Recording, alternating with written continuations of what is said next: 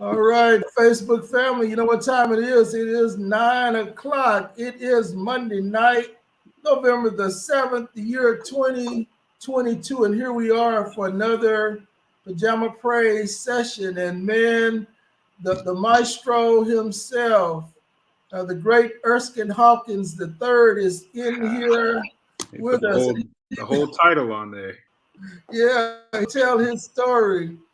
He has an incredible story. He's a young man, and we're going to hear his story.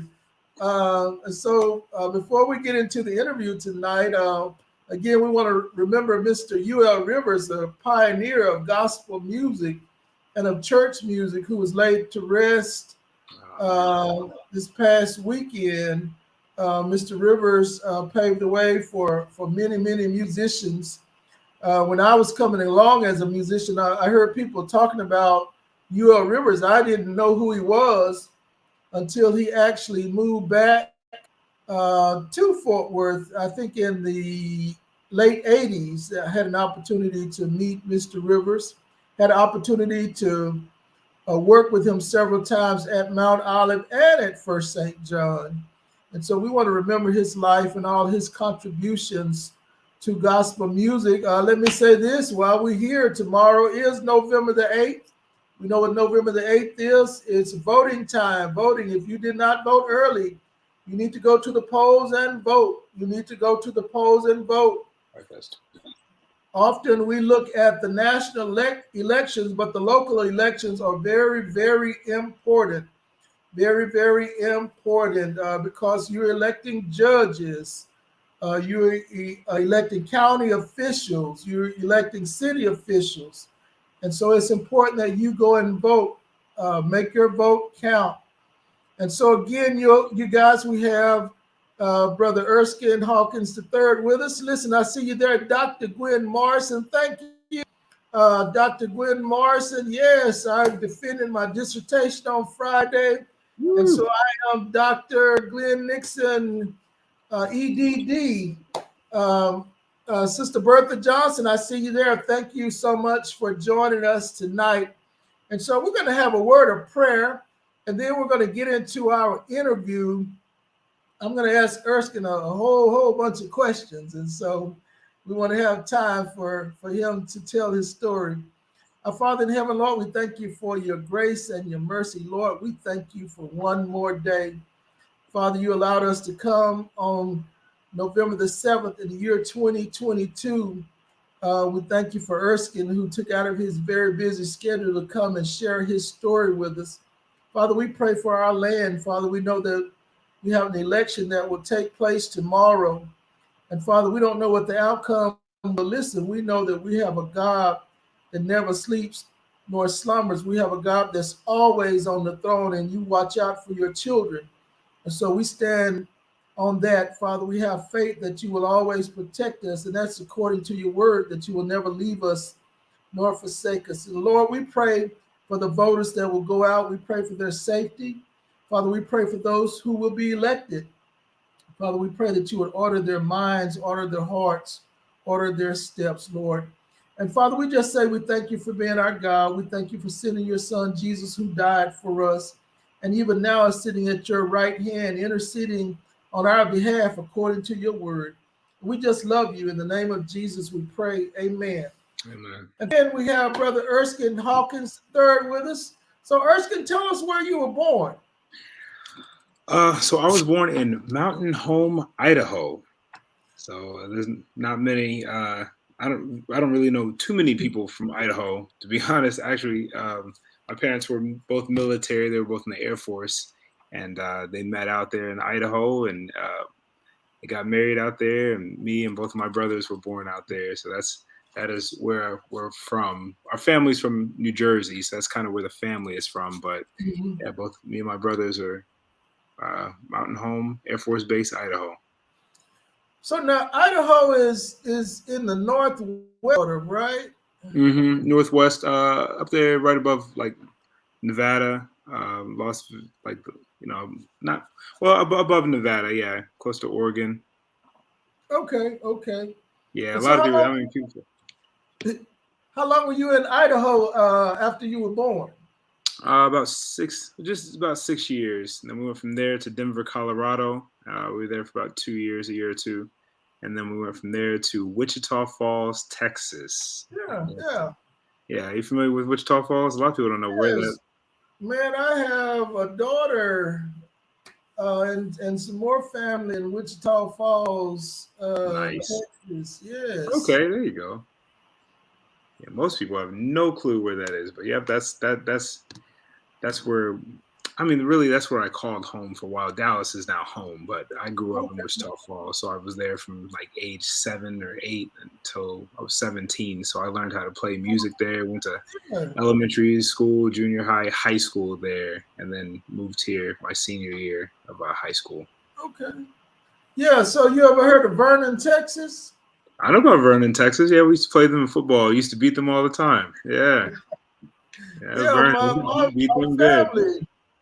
My family is from Vernon, Texas. Oh, okay. Yeah, it was down the street. They're neighbors. Yeah, I got some cousins and family that live in Vernon now, and so you were tell us about your school years. Did you attend elementary through high school in Wichita Falls? We did. So we were homeschooled. I was homeschooled for like kindergarten, I guess. Kindergarten, first grade. I started public school in second grade on the Air Force Base, on Shepherd Air Force Base. Started second grade there. I don't know why we jumped around so much. Went to a bunch of different schools. So went to one school for second grade, a different school for third grade, back to the first school for fourth grade, and then a different school for fifth and sixth grade. Went to the Arts and Science Magnet School, Washington Jackson. I like that school. And then so that was elementary school. For junior high, I went to the same junior high school. I didn't realize that a lot of schools here in the Dallas-Fort Worth area kind of do junior high differently, or they call it middle school or whatever, 6th, 7th, and 8th. Some of them do that.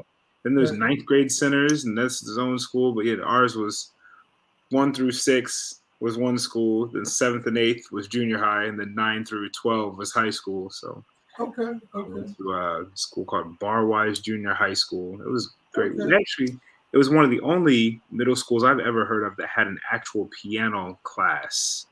Cool. They had a piano lab in it. I wasn't in the piano class. I didn't know how to play piano then. So really, wow. No, I mean, I remember we had one. I was in marching band. I played the snare drum. Okay. Hey man, guess who's on with us tonight? Who's that? Speaking of snare drums, John Bingaman. Oh, John. Okay, yeah. Well, yeah, me and Mr. Glenn, we met over at Westside Baptist Church. John was our drummer over there back then. I played at his wedding. I remember. And that keyboard fell on my foot at his wedding. I never forgot that. Wow. That big old heavy, what was that thing called? The Korg Oasis? That thing weighed like 5,000 pounds. Fell right on my foot at his wedding. Hey man, you know what? John always teases me about. You remember how we used to go to breakfast after rehearsal on Sunday? Where did we go? Most of the time we went to Burger King. Most of the time. Well, we would go to Grandy's several times. Okay. And we were there eating one morning, and the waitress did something. I said, "Hey man, I want some syrup. Can you put some syrup on my biscuits or something?"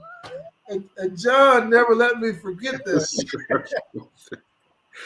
Oh, that's good. So you're telling me that y'all had a piano lab at your junior high, and you weren't even playing piano? Wasn't playing piano in junior high. I wanted to be a drummer. Speaking of John, I'm glad he's on. I really did. I mean, we had an electronic kit at the house. My parents didn't want all that noise, so I had like one of those Yamaha digital kits or whatever. And I mean, I practiced every day. I wasn't terrible. I really wasn't bad. But I wasn't playing piano yet. So, I did play in church for like the children's choir. I think I got to play sometimes for the children's choir. I'd play drums. But yeah, that was 7th and 8th grade. You know, it seemed like I kind of remember John not being there one Sunday. That's a possibility. That is a possibility. I did a whole bunch of different stuff at Westside. I had fun over there. They let me do what I wanted to do over there. I love being over there at Westside. It That's seemed a like possibility. I probably played once or twice. yeah, man. It seemed like I remember you playing one Sunday over there. Yeah. But so where did y'all attend church in Wichita Falls? So in Wichita Falls, we went to church on the Air Force Base. I mean, we did really everything on that Air Force Base. We didn't really leave the base for much of anything at first. So it was called, what was the church called? It was called well, they called it the chapel, the South Chapel, the Inspirational Gospel Worship Service, and that's Mhm. where we went to church. And I was there really from like the time I was like 7 until we moved. Really, so that was my church family. And we had a children's choir, we had the adult choir, which was massive. We had a youth choir, and we had a huge. I mean, our band was big. And the cool thing I liked about growing up on the Air Force Base was we had a lot of students would come through. You know, the airmen, and they were from all over the country. And some of them really could play. Like there were some really good musicians that came through. So every 6 weeks or every 8 weeks, we would get new musicians that rotate in, and that's kind of Mhm. how I started learning a lot about different styles of music and different things Mhm. I would pick up from different airmen who would be like, show me different things here and there. Because we always had good musicians rotating in and out. It was really cool. So we don't see it a lot. It was also the same thing with the chaplains, the pastors. They would be there. I think it was like a 2-year assignment. So I'm used to change like that, which is part of the reason why I was saying elementary school.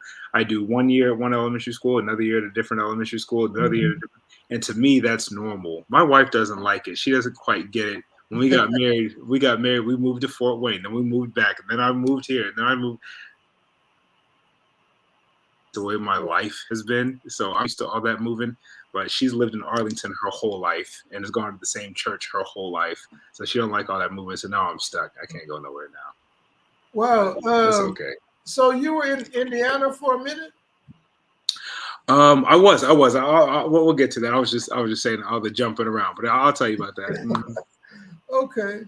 And so yeah, man, that's interesting. I had an opportunity to go to Germany back in '91. We were doing so on the basis they have the chapels, Mm-hmm. and so Miss Jewel Kelly, I was her accompanist Oh, at the that's cool. time, and so we went to we were at Holloman Air Force Base in Alamogordo, New Mexico. And from there, we went to Fort Bliss, where the chaplain in Germany heard that we were doing a music workshop Oh, that's cool. out in Fort Bliss. And he said, well, I want him to come to Germany. And sure enough, in '91, they brought us to Germany. That's pretty cool. And so I know a little bit about churches on the basis. Mm-hmm. One of the things I knew that none of them had a Hammond organ. None of them see. All right, well, there you go. None of them. We did not have a Hammond organ. I didn't sit at an organ until I moved. I mean, I was definitely well into college. The first time I sat on an organ. Yeah, Okay, didn't know okay. anything about it. That's how I wound up. I'm a piano player. That's what I play. That's what we had. So you graduated from the school in Wichita Falls. I did not. So my senior year of high school. So actually, let me go back. So that was elementary school. I jumped around. Junior high, I went to the same junior high for both years. High school, I started out at this high school in Wichita Falls called Hershey High School. It was like Mhm, the really, it's the only high school I've ever heard of that had like a medical program where if you finish, they have a medical track you can go through, and you would mhm, finish with your associate's degree or something crazy like that. And that's what I wanted to do. So be a mhm, high school student that has. But anyway, I was in the marching band, and by this time, this is 2001. I was a freshman in high school. I was in the marching band, and I had just started playing piano. The minister of music on the bass, he retired, so he was moving, and there wasn't going to be a piano player. He'd been there for maybe 12, 13 years. He had been there for a long time. So okay. everyone was used to him being there. And then we found out he was leaving. I'm like, well, who's going to play piano at the church? And I think I had learned how to like pick out a note or two on the piano. I remember I could play one song, Ancient of Days, dun, dun, dun, dun, dun. It was like one note in my left hand and two notes in my right hand kind of thing. And that, I mean, we sang that song every week after he left. We did that song for like a month straight, maybe two. That's the only song I knew. So we played that song for a while. So that was my freshman year of high school. And choir rehearsal for the adults was on Friday nights, which was also football night. We live in Texas, so I'm in marching band in high school, not knowing that this is whatever. Hey, I'm just not going to go to the games. My parents also wouldn't take me to the games because we have choir rehearsal on Fridays. So yeah, the first report card comes out, and I get an F in marching band, and I'm like, hey, what's going on? What's going on? So I got an F in marching band. Yeah, I never went to the games. I told you. I said, hey, Mom, Dad, I told you I got to go to these games. But anyway, so from there, we had to rethink some things. Like, hey, this isn't going to work. And then we didn't technically have an arts high school in Wichita Falls, but we did have Ryder High School, which also had a piano class for piano 1, 2, 3, and 4. So you could do piano all 4 years you were there. And by this time, like I said, I started kind of playing piano. I was interested in it. I wanted to get better at it. And I was like, well, it would really be beneficial to be in a piano class. That might be helpful. So we did. We switched high schools after the first 6 weeks. I took my F with me on over to Ryder High School. And I was in the piano program there. It wasn't a program, it was just a piano class. And I also auditioned for the jazz band. They had a really good jazz band. And I couldn't play jazz at all, but I could play those same 2 or 3 notes on the piano. And I also had a good ear. So I could try to find different, chords or whatever. And so I was in jazz band. And I think the way everything was blocked, it was like 90 minutes a day of jazz band or every other day. And then the days I didn't have that, I had piano class. So I was playing a lot in school. And then, so that's freshman, sophomore year, yada, yada. Junior year, I had talked to the head band director about signing up to be in marching band. I didn't want to do marching band anymore because there were piano practice rooms. And I said, what if I just came in here? I signed up for your class. I'm here every day now. And I sit in the practice rooms and play. I'm not going to go anywhere. I'll just sit in there and play. He said, that's fine. You can do that. So now it turns into every day for 90 minutes at the start of the day. I sit in the practice room and play whatever I want. So I'm practicing stuff for piano class. Then after I leave that, where it's private practice, and I'm practicing stuff for church and all that, then I would go to piano class. Then I'd leave piano class and go to jazz band. And that's what I did for junior and senior year. So that's really when I kind of started getting a little bit better. That was that. As far as graduation, we left Wichita Falls my senior year. It was it was October of my senior year, so it just started. And we moved here to Grand Prairie, and I graduated from South Grand Prairie High School. Okay. Yeah, didn't know anybody there, though. I mean, I actually graduated early at that, so I was there from October to February. I graduated in February, and that was it. So now South Grand Prairie, that was the new high school, right? Well, I have no idea. I don't think so. I mean, it could have. It was. My wife says yes. It was the new high school. This is her stomping grounds. I didn't know. I got there, and I guess they have trimesters, and we have semesters. So since I was like halfway through the semester, they counted that as being done with a whole trimester, and they said you just do one more trimester, and then you graduate. So I graduated early. I didn't know anything about that place. Didn't go to prom. I was like, I was done. I was done with it. I was over it. So now, was your wife there at the same time, or what? So she went to, where'd you go? She went to Seguin. So no, we actually didn't meet until, we met in college. Mm-hmm. That's good. She knows Mark. Mark who? Marcus Gayton. Wife, you know Marcus Gayton? I know Marcus Gayton. The gospel choir guy. Oh, yeah. Did she sing in the gospel choir? She says she used to sing with his brother Adrian for years. Okay. She sings. We met in the gospel choir at UNT. That's where we met. But she didn't like me then. I asked her on a date. She shot me down. But we're married now. Her last name is Hawkins now, so that's all that matters. Hey, listen, man. Do you know this guy by the name of Dr. Patrick Bradley? I know Patrick Bradley. Patrick Bradley gave me my shot. They kept me afloat in college. I mean, I tell you, Yeah, Patrick Bradley. he's Yeah, on with us tonight. he. Oh, thank you, Dr. Bradley. I appreciate you for being on. We love that Patrick Bradley. Yeah, he told me he would be on. That's great. But so man, so you're here in Grand Prairie. Mm-hmm. Y'all moved, started at the school year. So then what? So then, just for the fun of it, I started auditioning for Berklee College of Music my sophomore year in high school because I wanted to go for that. They had like the scholarship, the World Scholarship Tour thing they would do. Right. So sophomore year of high school, my parents drove me up from Wichita Falls to Dallas because the auditions were here in Dallas. And I think I got like a $7,000 scholarship to Berklee the first year. This is back before it cost $100,000 a year to go. It wasn't that much. And I think my junior year, that scholarship, I auditioned again. I think it was up to like $12,000. And my senior year when I auditioned, it was up to, I think it was still $12,000 or $13,000 or something like that. And then, after I graduated high school, I just knew I was going to Berklee College of Music. Me and a friend of mine that I met at South Grand Prairie High School, we were going to be roommates together in Boston, and I was going to go up there and I was going to get a degree in music production. That's what I knew. Okay. So in that time off from February to May, my mom was like, let's figure out something. I heard of this school in Denton that's apparently it's a really good college of music and a lot of great people go there. And what do you think about me? Let's drive up there and let's go see it. It was just random. Just we were sitting around one day at the house and she said, let's go see it. And I said, all right, well, I'll go see it, but I'm going to Berklee, So yeah, we went up there. We drove. It was the longest drive in the world. I didn't realize how far Denton was. It was pretty far.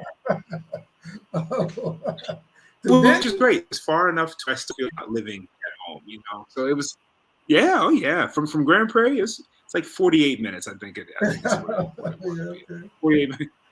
Used to make that drive quite often. But yeah, I went and talked to, the professor, the jazz piano professor, Stefan Carlson, and he happened to be in his office. She knocked on the door and said, hey, my son, can he audition for you? We had missed the auditions because I wasn't planning on going to UNT. She said, can he audition for you? Can you just hear what he sounds like? And I mean, I sound like garbage. To me, it was pretty bad. But he said, you did miss the auditions, but I really think you would do well here. And he said, I'll admit you to the College of Music. If you apply, if you're admitted to the school, you'd be in the College of Music here. And at first, I took that not for granted, but I was like, oh, okay, everybody probably makes it into the College of Music. But apparently everyone doesn't.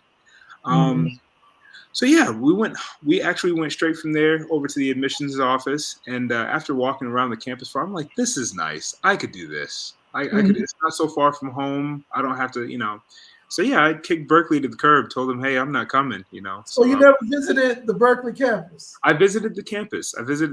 My senior year of high school, but just for me, the UNT campus was just nicer. It was just nicer. And then I was also going to be studying piano as opposed to studying music production in Berklee. And by that time, I had the piano bug. I just wanted to play piano. I didn't really want to do music production anymore. That was something I'd always wanted to do.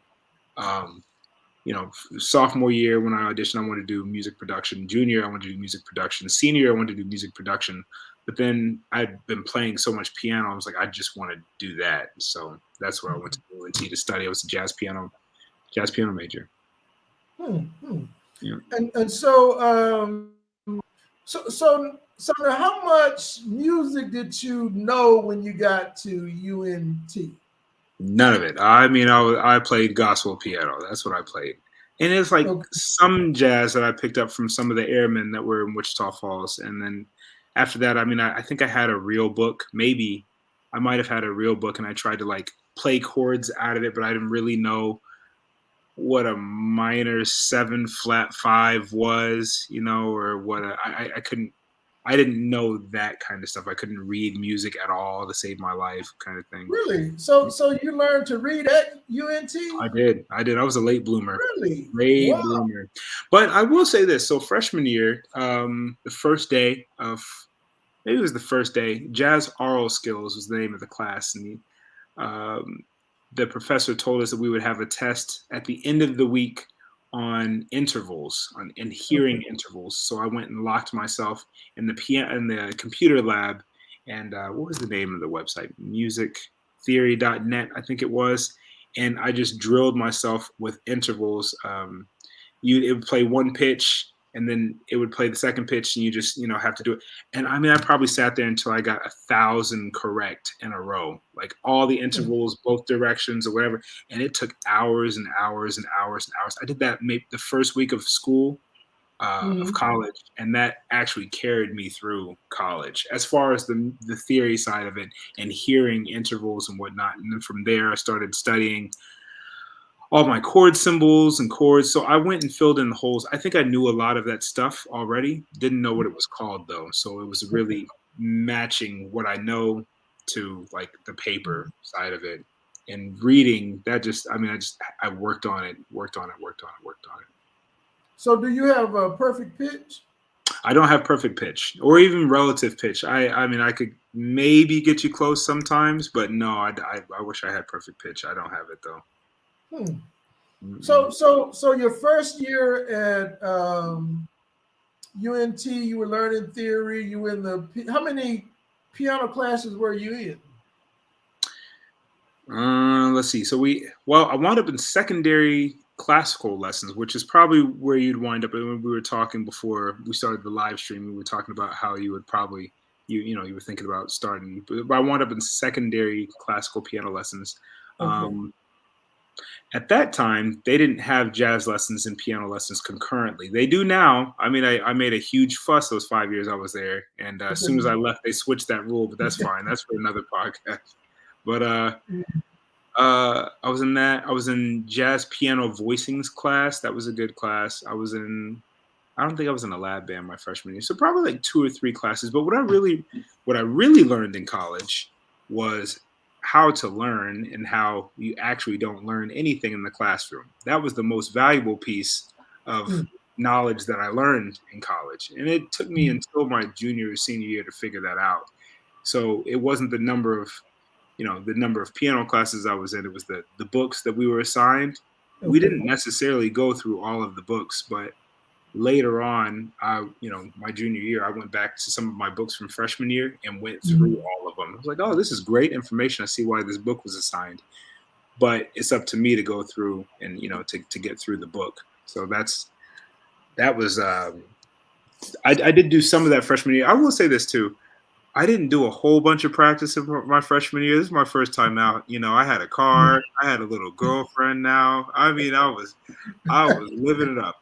Olive Garden had all you could eat. What do you call it? Pasta thing. I mean, I gained the freshman 35 pounds. It was great. I didn't practice as much as I could have. I made great grades though. I did do my work, but I didn't do anything above and beyond. I just did exactly what I was supposed to do. Yeah. So were they still in Dr. Ottman's theory book? Robert Ottman's theory book? Yeah. I think it was the 3rd edition or something. Ours was orange then. And I know later on we had to get I think I just got it for myself. It was the 4th or 5th edition, I think it is now or something. It was the 7th edition. But we had that and the oral skills book that went along with it too. Okay. So now did you ever play with the 5 o'clock band? That was the one I got to. I got to the 5 o'clock band. That's as high as I went as far as the lab bands go. They were a little loud for me. I do remember my sophomore year, I made the 9 o'clock lab band, and I was so excited. Maybe it was the second semester of freshman year, one of the two. And Stephen Carlson, the piano professor, he walks up, and it's every semester you audition, I think.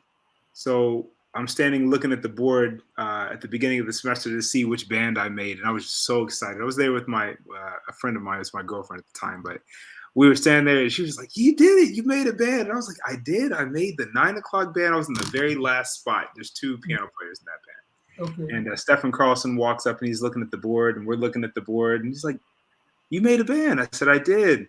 And he said, "Do you have a pencil?" I said, I do. And I gave him my pencil, and he crossed my name off. He crossed my name off the list and added me to the class list, as in you did make a band. And he put somebody else in that spot with my pencil, then handed me my pencil back. I'll never forget that. I'm not sure what happened or why that happened, but it did. That actually happened. I say he used my pencil, crossed my name off, so I didn't make a band. And then I ended up class. But yeah, I think the following semester I made the 9 o'clock and then the 8, and then I think I went to this. I think I skipped from the 8 all the way up to the 5 or something like that. And then I was done with that. I didn't want to do that anymore. I went to the jazz. Why was the 5 o'clock band more popular than the others? More popular what than the 1 o'clock and 2 o'clock? Yeah, it wasn't. No, I don't think so. I don't think so. No, I don't think so. I liked being in the 5 o'clock band, but we definitely were no 1 o'clock band. I mean, I'm still scared of those guys. I have nightmares about being in that band. the 1 o'clock, I mean, I had a nightmare one time. They were counting the song off. There's no way I could keep up with those guys in the 1 o'clock lab band. They were phenomenal players. But for me, I didn't want to continue, I think that was my sophomore. It was my second semester of sophomore year. I made the 5 o'clock band. So I'm sure if I would have kept trying, by senior year, I could have got up to the 2 o'clock maybe. I would have never wanted to be in the 1 o'clock band. It's a lot of commitment. But I was, I realized that people didn't really, or maybe this is my perception, people didn't really love instrumental music all the time. Most times, most people did want to hear a vocalist telling the story. They want to hear a vocalist sing. And I wanted to make money. That's what I wanted to do in college. And a lot of people weren't hiring instrumental bands to play at, restaurants, whatever. Most people did want a vocalist to spearhead the band. So that's why I volunteered, because none of the piano players wanted to play in Jazz Singers. And jazz,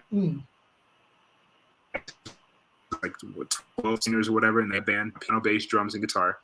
And so just like the 1 o'clock, there's Jazz Singers 1, Jazz Singers 2, Jazz Singers 3, Jazz Singers 4. Like it's the same. I think they got up to like 5 of them or something like that. But nobody wanted to be in any of those. So yeah, I auditioned and made Jazz Singers 1. I was the accompanist for that. And then from being in that, I met a lot of the vocalists who would then ask me, "Hey, I'm doing a gig here. Can you come play?" And "Hey, I'm doing this. And can you come?" And that's exactly why I wanted to be in it. So it kind of worked out. And that's really what I've done, with my career since graduating, as well as working with vocalists. I haven't done a whole lot of instrumental music at all. So that's kind of how I got into that. But that was my philosophy. That was my take on it. I didn't want to continue in the big band thing. So I have a question. So the group Snarky Puppy, were they a band at UNT? They were, but they were heading out the door as I got there. I think most of them had kind of either graduated or they had just kind of started up, but they were leaving. So I didn't really get to know many of them while they were there. I think 1 or 2 of them. Kate Dunton was the original keyboard player for Snarky Puppy, and Steve Pruitt was the original drummer, but I don't think I had classes with Steve. Maybe I did. But Kate Dunton was an adjunct professor at the school, so she was one of my professors for some of my classes. So I got to know some of the members of the band, but yeah, they were heading out the door already, kind of ramping up. Mm-hmm. So man, I came to your senior recital. What year did you graduate? I graduated in 2010. My wife was there too. Man, you know what? That was probably one of the most phenomenal. Yikes. That was probably one of the most phenomenal recitals I had ever attended. I mean, I was like, man, that's awesome. Thank you. I appreciate you for saying that. At that time, Jamar Jones, yeah. I mean, and he's probably one of the most phenomenal pianists I've ever heard in my life. Yeah. And man, I heard how he just complimented you, but man, I mean, I just sat there through your recital and I was like, man, this dude is cold. I mean, we played together at West Side, and Mhm. I thought you were good.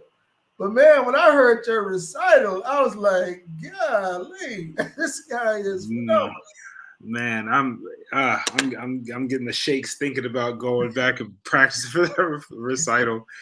Yeah, that was a fun one. It was fun to be able to play. You know, the only thing I didn't like about the recital, and I guess that's how they stretch you, is you have to share the day with somebody, so you have to collaborate with a different musician Mhm. and try to pick songs and agree on songs and that kind of thing. Me being the person I am, I'm pretty sure I wouldn't have approached if it was just my recital. I wouldn't have approached it the way it was done. I'm glad that people enjoyed it, but I was thinking about it the other day of like what I would do if I had to do another senior And you recital. were playing with an upright bassist, right? Yeah, we had an upright bassist. The drummer was the other guy. It was his recital as well, so it was me and him, and we had to share. And Oh, that okay. it just makes it tough. It was if it was my full recital, I probably would have done like the music of Walt Disney or something like. I would have done a theme, but I Okay. can it's impossible to ask somebody else to, hey man, let's do the music of Walt Disney. You want and pick that for their theme as well. But I would have done something fun like that. That's just me. But I did enjoy that recital. It was different. I haven't done anything like that since. I don't think. Yeah, man, it was phenomenal, man. I had gone to recitals before, but man, the complexity of the music, and you did it by memory, man. It was Mhm. just like wow. That's good. That's good. Well, thank you. Did you do any classical? I know most of your pieces were jazz. Seemed like one Uh, of your pieces had like a classical feel to it it or did. something. I did. I played. It took me forever to get out of the classical side. So the way it worked before at UNT was you had to do 2 years of classical proficiency, and then 2 years of jazz piano proficient. Jazz piano lessons proficiency to graduate, which would be the 4 years. So I did. Mhm. I played one of the pieces that I had to play in my 2 years of classical piano proficiencies. I did play a piece of that at the recital. Mhm. And man, it took me forever to get out of that school. It was only supposed to be 4 years. That's what I thought. It took me 5 years to get my undergrad. Maybe it was five and a half. I'm not sure. Oh, After that's a okay. while, yeah. After a while, we were there for a minute, but I refused to quit. Refused to Right, quit. right, Yeah. right. Listen, man, those difficult pieces you played at that recital show that you refuse I to quit. refused to quit. Well, after I looked back at it, and I went and asked around, asked a bunch of different professors. I asked in the office. I said, "Am I the first African American that's gonna finish? If I finish, would I be the first one to finish an undergraduate jazz piano degree?" And Mhm. I would be the first one to finish. That's why I was like, I can't quit because I'm too close Right, to right. finishing. Because I wound up failing a semester of classical piano, and that's why I really liked being at Westside. Because that Dr. Bradley, I don't know if you've ever sat down and actually listened to him play or heard him play. I mean, Mhm. he could play literally anything Oh off yeah, the. oh yeah. I mean, off the page. So it was great being there. I mean, so I would have Dr. Bradley and he just sit, like, I'm stuck here at this passage. He's like, oh, that's because you got to do this, and the fingers go this way, and loved it. I loved being there. And I also sometimes, well, because I was also a jazz major, I didn't have access to a grand piano room for a practice room. And Okay. Dr. Bradley said, whenever you want to, you come up to this church and you can play the piano in there. So I went up to that church. I was up there all the time since I had to be there anyways. But I would either come Right. a couple hours early or I would stay late and play the grand piano at the church so I can get the feel for it. That's how I Okay. got out of there. That's what Westside took great care of me. They really did. Oh wow. Wow. Yeah. But Yeah, man, I enjoyed being at Westside with you guys. It was different. The first, I mean, I kind of came to Westside by accident. I wasn't planning on staying. I was just filling in and ended up being there for a whole year with you guys. Same for me. I was filling in for a friend of mine when I first started. When I first started at UNT, I filled in a week or two, and that turned Mhm. into almost 4 years. Mhm. Yeah, yeah. Mhm. I was only supposed to be there, a week or two, and I like them people over there. Good Oh people. yeah, I mean, the first night I went just to fill in, I said, "Man, this is right here." I mean, the Yeah, people were great. The atmosphere it was is great. is great. I mean, and even now when I go by and visit, it's still great. Dr. Bradley has done a phenomenal job Mm-hmm. with that music department. And so you were the first African American at UNT complete the jazz studies program. Undergraduate jazz piano. I think Undergrad. someone before me did their master's, but they didn't get their undergrad at UNT. They got that somewhere else and then came in. The master's program is different because you don't have the classical piano proficiency side of it. Okay. You could come in, if you're coming in for your master's degree, you come in and just do all jazz. And so I failed a semester of classical piano proficiency. So that makes you have to go back. You have to do secondary piano for a semester, then redo the semester that you failed. So put you behind a year, which is why it took me 5 years to get out. Because that puts you. So that's why a lot of people, once you fail a classical piano proficiency, a jury, a lot of people just go ahead and switch their degree to, what do you call it, a BA, Bachelor's of Arts or whatever, just a general music degree. So it would just be a music, whatever, but not a jazz piano degree. I didn't want to do that. You know, I was too close to just take another year, you know, hone in on my craft to do better the next time around. Right, it was stressful, but I was like, I'm not quitting. So right. So when I finally did graduate, though, I mean, they heard my mouth, and I'm pretty sure they got tired of hearing it because I get that classical piano gives us a foundation. You know, I do get that. I didn't come here for that, though. Like, I didn't come here to be strong-armed into, you're going to play classical piano as if you're a classical piano major for 2 years. I would love to come here and be a great jazz piano player for 4 years, as opposed to I'm a classical piano major for 2, and then I'm a jazz piano. You know what I'm saying? But it wasn't that. So my argument was, I'm sorry, my wife she's getting her snack. She's fine. She's fine. She's good. You're fine.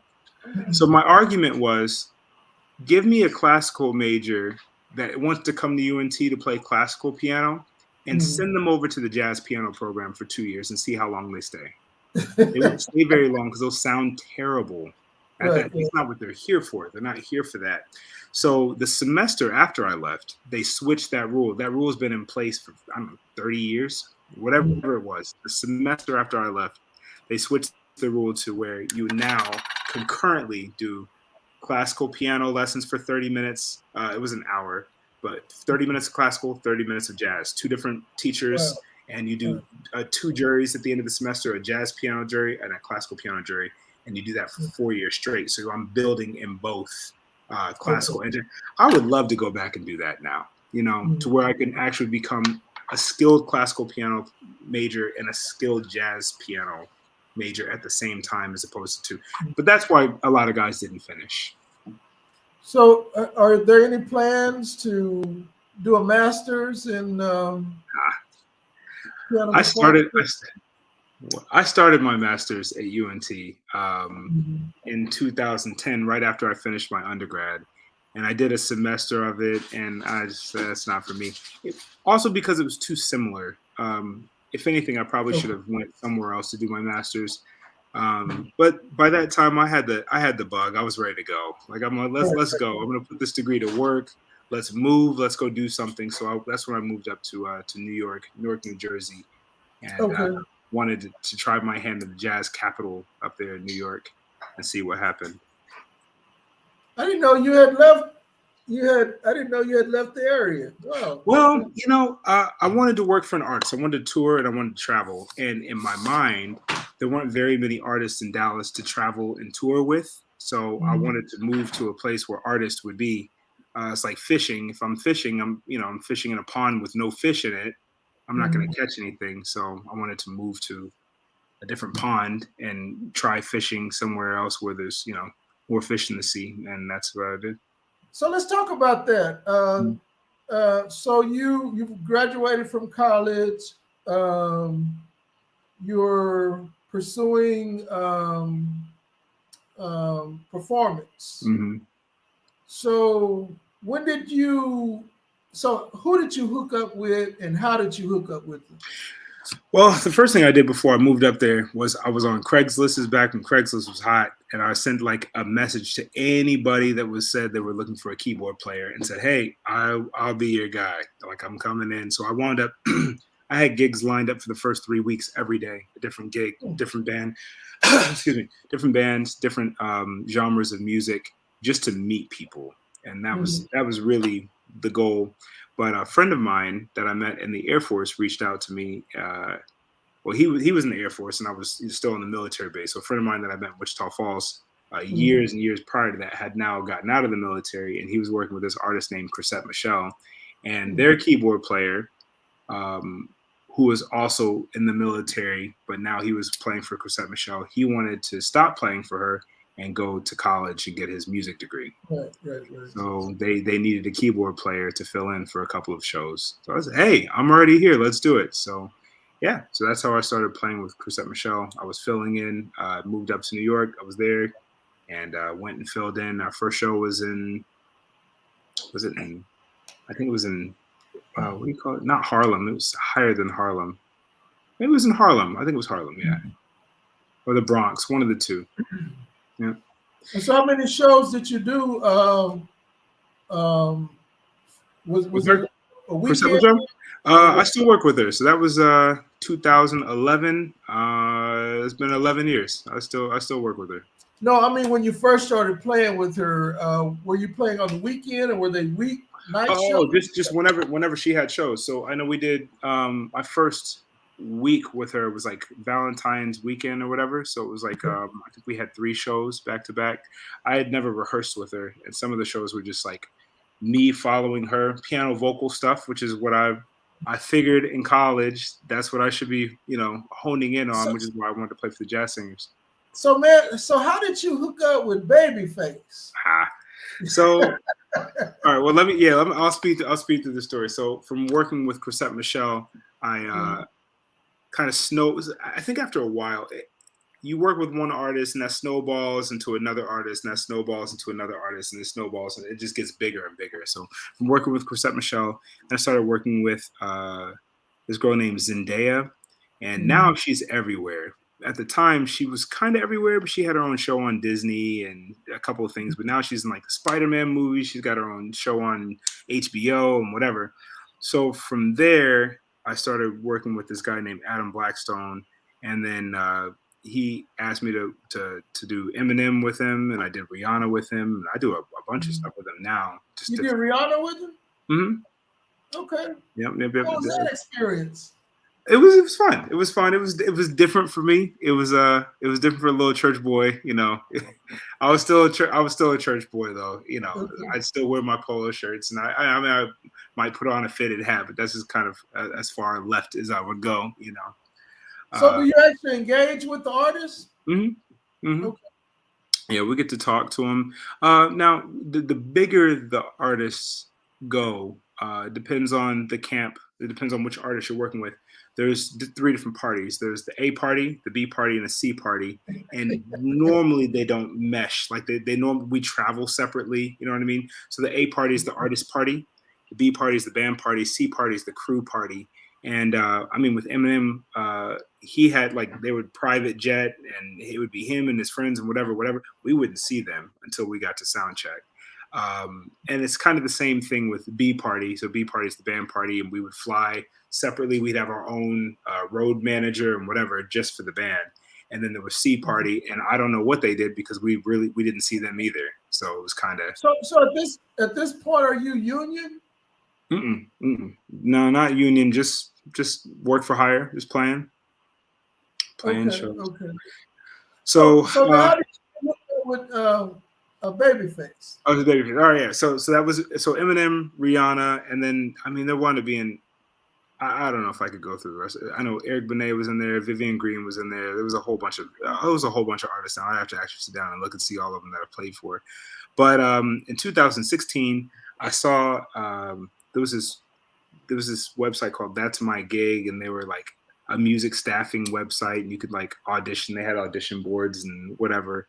And I saw that they were looking for a keyboard player for an R&B. Thank you.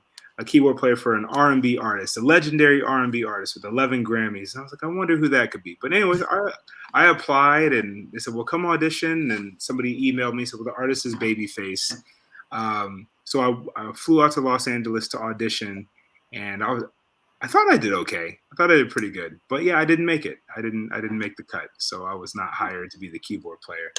So they went with a different guy, and a couple of weeks later, maybe it was a month or two later, I got an email from the music director saying, hey, man, the boss brought your name up today and wants you to come back in and audition again.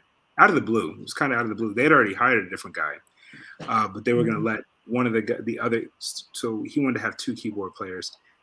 He was going to let his original keyboard player go, keep the new guy he had hired, and bring me in as the newer guy. And so I went out to LA and auditioned again.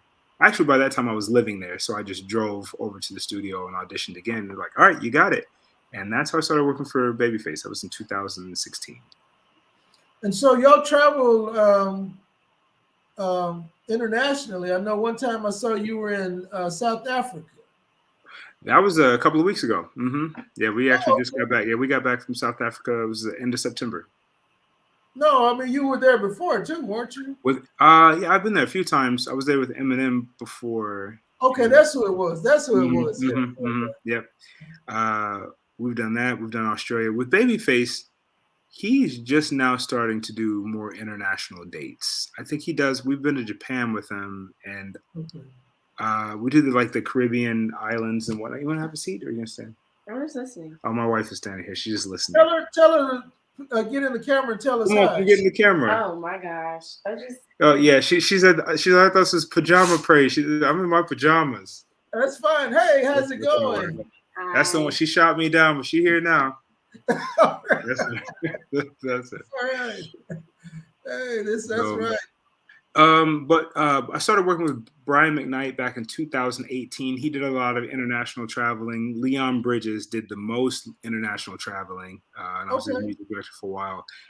It was enough so my son was born in 2018. It was our son. I'm sorry, my son. Our son was born in 2018, and I was like, man, I can't be going like this, because he was no girlfriend, no wife, no kids, no nothing. I mean, all he wants to do is go. But I'm like, I'm married now. I've got a kid now. I can't just be gone. I mean, we were gone. I couldn't tell you. There was one stint there with Leon. We would fly to Europe. We'd fly to London almost every weekend to do a radio show. We would do one song, fly back, go out the next weekend, do another song, one song, fly back on different shows. I was like, hey man, I can't. I don't mind being gone, but I can't keep up with this schedule. I can't keep up with it. So I worked with Leon for probably, it was 7 or 8 months or something like that. I was like, I can't keep up with this. His father is one of the school board members here. Really? Uh-huh. Oh, that's pretty cool. Yeah. Nice. Yeah. Wow. And so, man, this is incredible. I mean, when you started playing, at the Air Force Base with one finger, did you ever imagine in 1,000 years you'd I never imagined it. I prayed for it. And this has been more than I could ask or think. It really has been one of those things. And as far as what's next, I'm not really sure, what comes next after this. I know I've now been doing this professionally for 12 years-ish. And I don't know. I know I don't want to do this forever. Right now I'm at a church, Oak Cliff Bible Fellowship, and I'm there as the band leader, music director. There's different titles for it at different churches, but I'm not sure. Let's back up a little bit. Yeah. So you were recently MD at the Grammys? No. I just it wasn't the Grammys. It was the Oscars, and I wasn't the MD. Just the keyboard player. Okay, yeah. Tell us about that experience. Well, that was fun. That was another Adam Blackstone thing. So Adam Blackstone was the music director for the Oscars this year. Wait. You saw the infamous the slap heard around the world. I was in the orchestra. We were under the stage, and nobody really knew what happened. Chris Rock starts talking. All of a sudden, we hear a bunch of yelling, and at first everyone's kind of laughing because like, oh, this has got to be a joke. Will Smith's a funny guy, and then it got real. It got real serious really quick. I mean, he got up and he slapped him. I'm like, do I? So I was also the guy. I'm doing play on, play off music. You know, I'm set to. If somebody starts speaking too long, you know, I was set to play. You know, that was also my job. But so I'm like, do I play? Do I not play? Do I just? I'm not sure what to do. So everyone hold, nobody do anything. And it was that. I mean, it was really a rough night to get through the rest of the night. It kind of put a damper on the whole thing. And then, wow. I mean, folks are still talking about it, you know, and they'll be talking about it, I'm sure, when the Oscars come up again. Hopefully I get to play it again this year. It was a lot of fun. I enjoyed it. Man, that was huge. I don't know if you remember this, but I saw you and the kids at the donut shop. Yeah. Oh yeah. It was you were going to the donut shop. We were coming out of Subway. That was their first time going to Subway. Mm-hmm. And I asked you, I said, hey man, what are you doing? I knew you travel all the time. And you said, oh man, and you just said it like kind of casually, like it wasn't no big deal. Oh yeah. Oh, I'm on my way to play at the Oscars. I was like, what? You know, after a while, it's kind of just like, it's really the same. It's like taking the bus to work is really what it feels like. We jump on a plane, I go sit at a keyboard, and for the most part, I use the same keyboard everywhere. You know, it's the same brand of keyboard, the same model. And I pop in a flash drive, and it's the same keyboard, it's the same sounds, it's the same this, it's the same. It's just the location is different, you know. And I knew I was going to be under the stage, so it's kind of like, well, yeah, I'm not even really get to see the Oscars.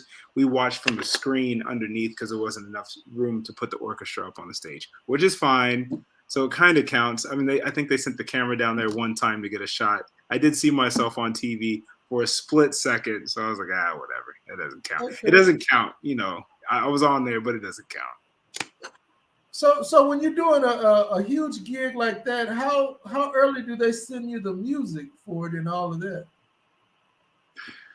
Let's see. We rehearsed the week prior. We rehearsed the whole week prior. I think we either started Sunday or Monday, and I got the music the Thursday before that, maybe. It was definitely a reading gig. Okay. I mean, and they had Adam handpicked the orchestra. He had some, I mean, they had some of Hollywood's greatest in that thing. There was one guy, the percussion player. I mean, he's played on just about any movie that's come out in the last 15 years. He's playing percussion on there, so he's that guy. So when I tell you these guys can all read, and I refuse to be the slowest person. So Adam's company is called BBE, and somehow I moved into like the position of the reading guy. Actually, when I started working with Eminem, my nickname was Degree. That's what they called me. So I was like, okay, cool. Well, because we were having a conversation. We were having a conversation about one of the chords or something in one of the songs. Like, no, that's called a such and such, whatever. And everyone just looked and said, okay, thanks, Degree. And that just kind of what stuck. So it was that's kind of been my nickname in the BBE circle since then, which has been it's been like 9 years now. So, which is cool. So anything that he does that requires reading or orchestra stuff or whatever, I normally get that phone call that, all right, come on, let's go do this. So as of right now, well, I can't even really talk about what we're working on right now. It'll be a next year kind of thing. But we're working on something pretty cool right now that requires reading. I'm actually heading out to New York Sunday, and I'll be out there for a month working on this thing that we're working on. I'll be out there for a month, November 13th through December 11th. Come home for Thanksgiving, though. Oh, wow. Yeah, so I'll be out there. And so movies, are you working on any movies? Is that what you're going for or what? No movies. I haven't worked on any movies yet. I get what's that guy's name? Hugh Jackman. He couldn't get his files or stems or something from whatever record label did The Greatest Showman. So he commissioned Adam Blackstone, who then commissioned me to recreate all of the stems for The Greatest Showman. It actually turned out really well. But no, I haven't had a chance to work on any of the no movies yet. Nothing yet. Wait a minute, you did the stems for The Greatest Showman? No. I recreated them for Hugh Jackman. Hugh Jackman wanted them so he could perform those songs out, you know. but he wanted his stems, and the record label wouldn't give them to him. So he asked Adam Blackstone to recreate them, and he was like, "Yeah, I can do that." So he called me, "Hey, Erskine, we need to we as in you need to recreate these stems." So I recreated. I think we did like the whole album almost, or all the songs. Dude, you're bigger than I thought you were, No, man. not at all, not at all. Well, I mean, every now and again, I get to do some cool stuff, but that was a fun project, and it was a quick turnaround. I think it was like a week or two. Man, I got so many gray hair. I'm getting old, man. It was like a week or two, and we got to recreate all those stems, and they sound pretty spot on to what the record label did. So that was fun, but that's as close as I got. So that was for Hugh Jackman though, so it wasn't for me. Wow. Yeah. And man, listen, I don't want to take up too much of your time, but before you go, you have to tell me about this chess stuff that you do, man. Man, I've always played chess, and that's kind of my approach to life. I started playing chess. My fourth grade teacher, he taught us. He was supposed to be teaching us social studies, but he didn't. He brought a chessboard in there and was like, "Hey, y'all want to learn how to play chess?" And we all learned. The whole class did, and I've been playing chess ever since then. And played in tournaments and won tournaments. I got some trophies somewhere, some chess trophies and whatever. So yeah, that's always been my approach to life. It is a chess game. You got to think ahead, you got to think strategically, and that's how I approach music.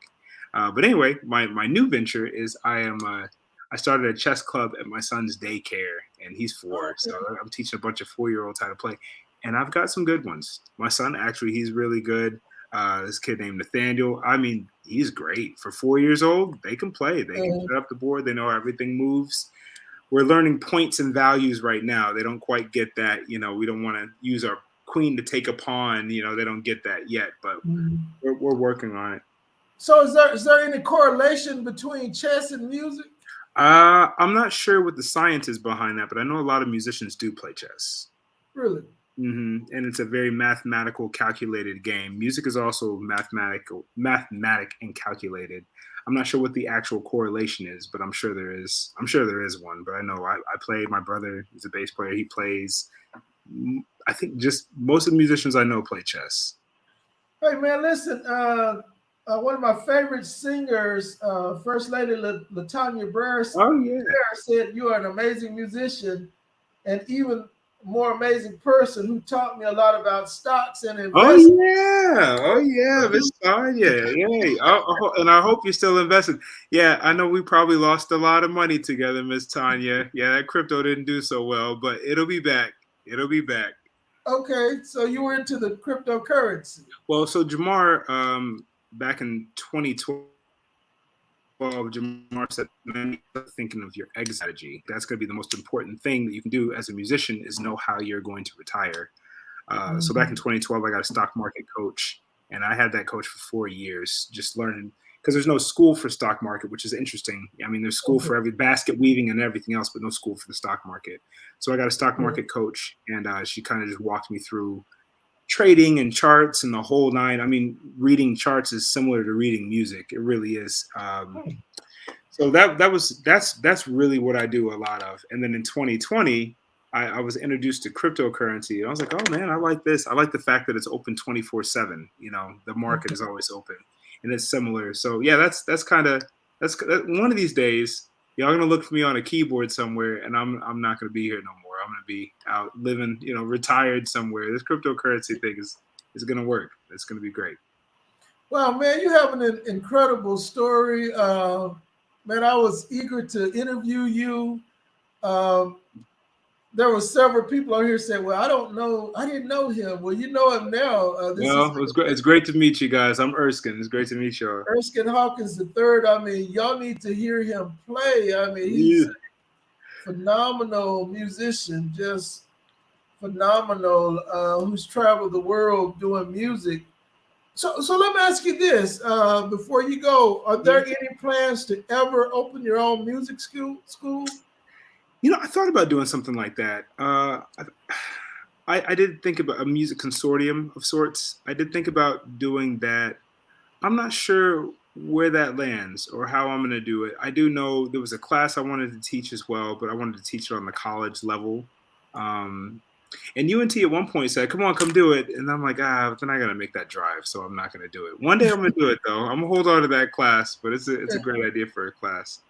But as far as opening a school, if I was to do something like that, I'd want it to be something in line with my wife. She's a dancer, and Okay.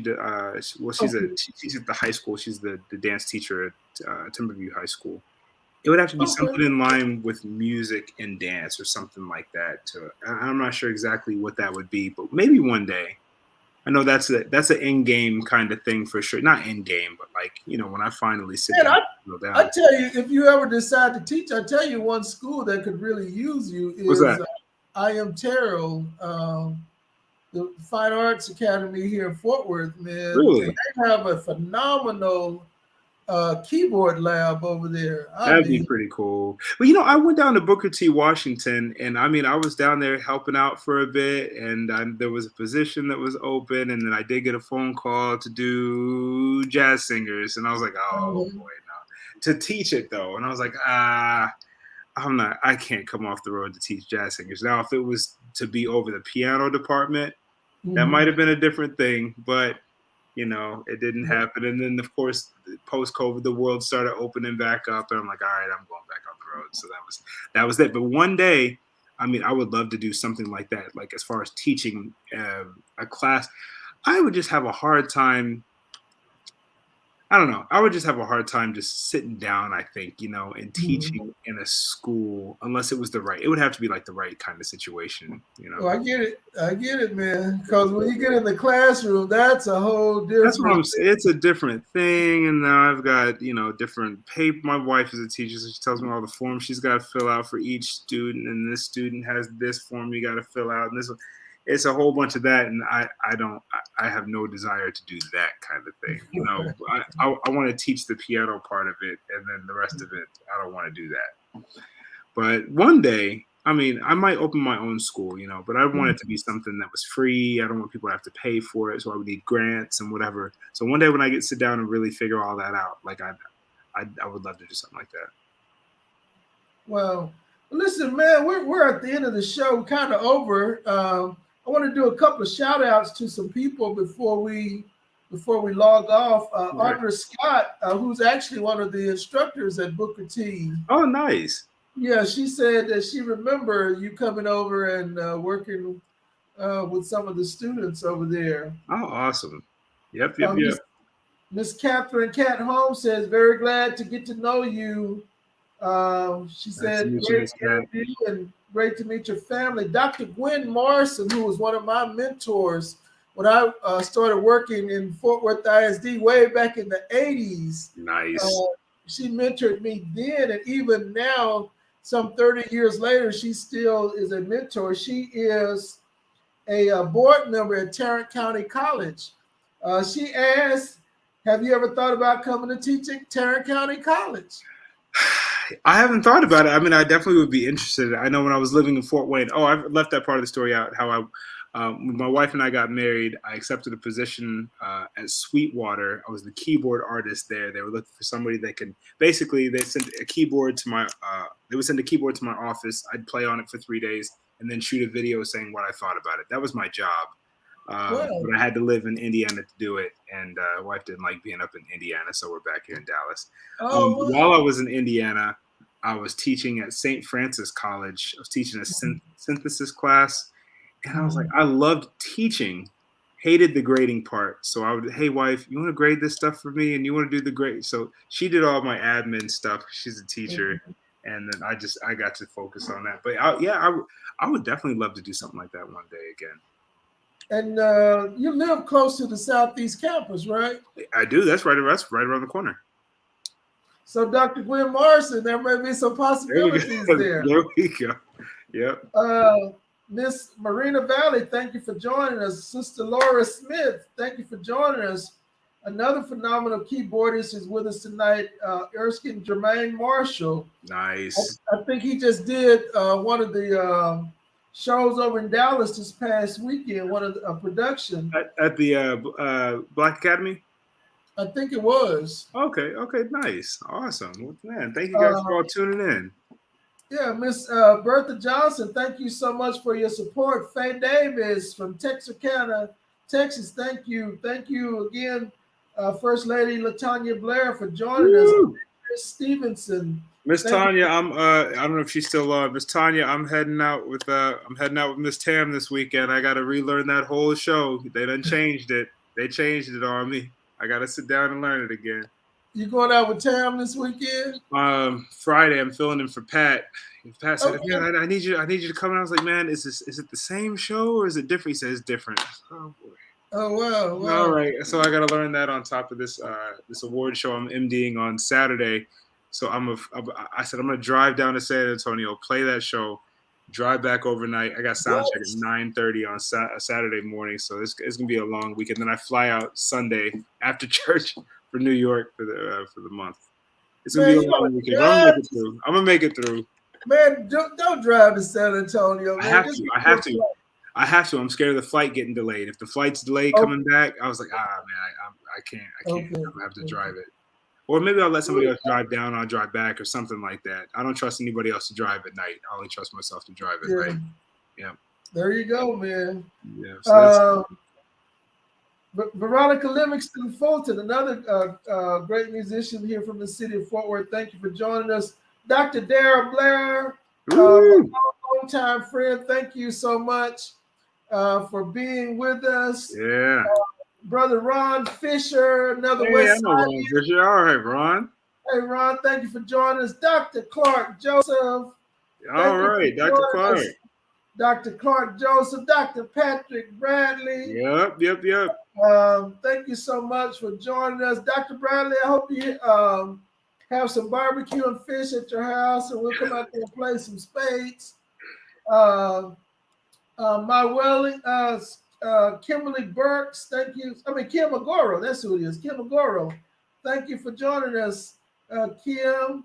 My godmother, my mentor, Miss Ann Young Sumlin, she taught me my first little bit on how to turn the Hammond organ on and all of that. There you go, and that's a big lesson. That's a big lesson. It really is. Gerwin Holland from San Antonio. I know Gerwin, yeah. Is in San Antonio. UNT. And then, man, listen, do you know Alvin Pope, Pastor Alvin Pope?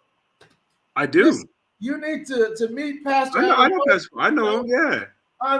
He was, 40 years ago, that joker could eat up a Hammond organ and play keys. He traveled the world with Bernard Johnson, made him sound good behind the scenes. Miss Celestine Mitchell McGee, retired administrator from Fort Worth Housing Solutions. My classmate, Miss Jacqueline Foster Kelton. Thank you, Jackie. Pastor Dwight McKinney, pastor Cornerstone Baptist Church in Arlington. Thank you, sir, for joining us. Miss Aquila Sadberry Dove, another great educator. Cornerstone, that's with my wife. She was born and raised in that church. Really? Oh yeah. Right. Cornerstone, born and raised there. She left there when we got married. Oh, wow. And they wasn't happy about it. And you taking our daughter. She was there for 30-something years. Oh, wow. Well, Dr. McKissick is on with us tonight. Hey, Pastor. Thank you for joining us, Pastor McKissick. Renee Jackson, another one of my classmates, is on with us. Miss Marla Springfield. Listen, Marla, I really enjoyed hearing you sing yesterday. It was a great fellowship. Enjoyed playing with you guys over at Rose Hill yesterday. Miss Joan Love, thank you for joining us, Joan. Nicole Davis, I see you there. Thank you for joining us. Miss Deborah Rondos, thank you for joining us. Darren Johnson. Hey, Gail, I see you there. Thank you for joining us. Yolanda, enjoyed your singing yesterday. It was good to work with you again. Miss Charmian Vaughn. Man, Erskine, you got everybody on here tonight. Brother John Jocelyn from the Bethany Baptist Church. Miss Julia Kathy Steptoe, I heard you pumping that organ on Friday night. Enjoyed you at the Wake Musical for Brother U.L. Rivers. Miss Raquel Dixon, thank you for joining us. Raquel, I really appreciate your support. Miss Catrice Reed with Loving Yourself Inside and Out Ministry. She has a great outreach ministry and a great mentoring ministry. Miss Nicole for joining us, man.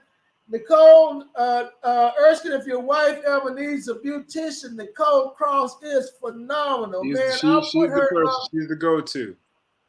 I'll put her up against anybody in this country. Oh, wow. I mean, she is that phenomenal of a musician.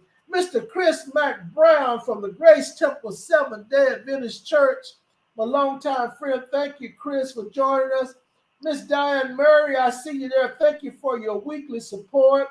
Mr. James DeWan Hall, I see you there. Thank you for joining us. Brother John Bingham, the greatest percussionist. Oh, yeah. And the band director in the country. Thank you for joining us. Miss Naomi Hill, my favorite choir member from Bethany Baptist Church, who provides weekly support. And then Erskine, a good friend of mine, if you're ever down in Killeen, Texas. How about Killeen, Texas? Killeen, Brother Albert Joe Reed. I mean, phenomenal musician. Nice. I mean, he can read anything. Just a great musician, just a great person to know. Listen, you guys, thank you. I wanted to call their names because, Erskine, I think people are important. People Absolutely. are important, and they support this Pajama Praise show. And so I wanted to acknowledge you guys. Again, I mean, we were very, very fortunate to. I didn't even know if I could get you, man, because you're always on the road. I mean, I just barely got you because you. No, man. No, you know what? 90% of the time I'm sitting around the house. My full-time job is daddy. That's my full-time job. Diapers and that's it. Every now and again, I get to get on a plane and go somewhere and do something. But well, man, that's an important job. Yes, so sir. You were in the studio this past weekend. Who were you in the studio with? This past week, I was working with this guy, W.T. Greer. I'm not sure if you're familiar with him. He's just here in town. But, man, he used to do 107.5, The Oasis. So he did all those jingles. But we're just working with some of his students. He's got some students. So, yeah, we're just in the studio working. Yeah, see, man, boy, you're doing a lot of stuff. But, again, thank you so much, man, for taking out your time to do this. Hey, man, you got to promise me you're going to come back. I'll be back. You let me know when. I'll be here. So what I'm going to do, man, we're going to get through this year. Next year, I'm going to start having return guests. Okay. Because you guys do so much, and I want you to talk about what you're doing. I think people are inspired, encouraged, and motivated when they hear what some people are doing. For sure. And so, man, you're on the road. You're doing a lot, and I appreciate you coming on with us tonight. Hey, listen, y'all, remember tomorrow is November the 8th. Go and vote if you have not already voted. Your vote is important. Go and vote. Go and vote. Take somebody to the polls that has not voted. You guys go and vote. Also, listen, y'all join us next week. I have another phenomenal guest, Mr. John Patrick Adams. Man, I am excited about John Patrick Adams. He is one of my all-time favorite writers. He is a recording artist, just a phenomenal person. He's going to talk about his music, and he is also an entrepreneur. He's going to talk about his, I think he has a clothing line, but whatever the case may be, John Patrick Adams will be with us next week, next Monday for Pajama Praise. And then, guys, on 1st of November, man, and I've been trying to get Miss Ann Young Sumlin for 2 years and finally nailed her down. She is my first church musician. She is the first person I ever saw work with choirs. She's a phenomenal singer, and she's going to tell you her story. She has an incredible story. I mean, she has worked with the likes of James Cleveland. I mean, back in the day, she just kind of told me casually one day, Erskine, that they used to open up for Martin Luther King. I mean, she just kind of said it casually. I was like, wait a minute, what King are you talking about? She said, Martin Luther King.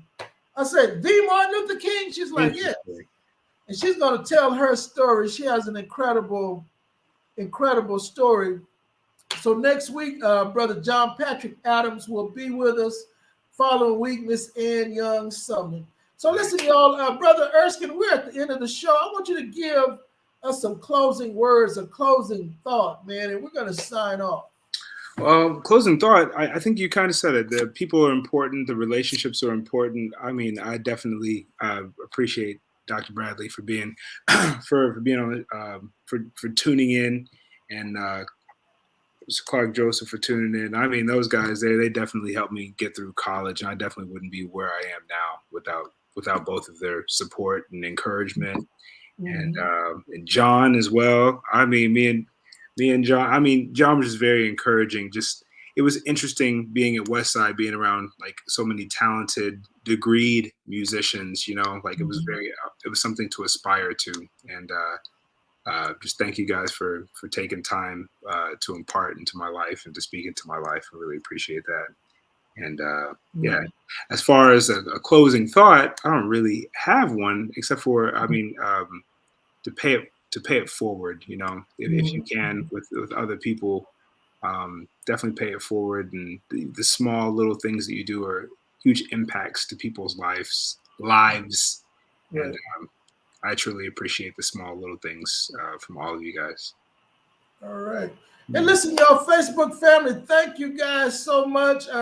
As some of you saw on my page, I defended my dissertation on Friday. Congratulations. So I'm officially Dr. Glenn Nixon again, because I already have a doctorate of ministry degree. Some of you knew that, some of you didn't know that.